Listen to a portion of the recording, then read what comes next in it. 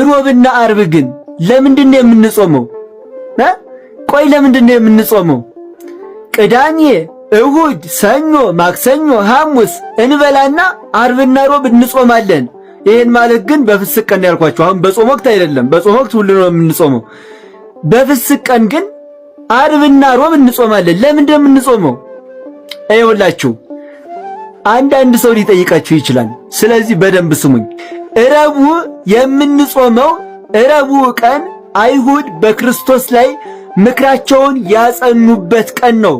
እንዲሰቅሉትና እንዲገርፉት ተስማምተው ተፈራርመው የተለያዩበት ቀን፣ በክርስቶስ መሰቀል የተስማሙበት ቀን ስለሆነ ረቡዕ አይሁድ የመከሩብህ ባንተ ላይ እንዲሰቅሉ ምክራቸውን ያጸኑብህ ለኔ ስትል ነው ብለን ሮብ እንጾማለን።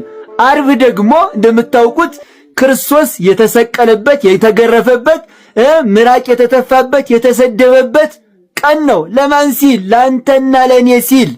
ስለዚህስ አምላኬ ሆይ ለኔ ስትል እኮ በዕለት ዓርብ በመስቀል ላይ ውለሃል፣ ተጠማው ብለሃል እያልን ክርስቶስን በሕይወታችን እየሰበክን ማለት ነው።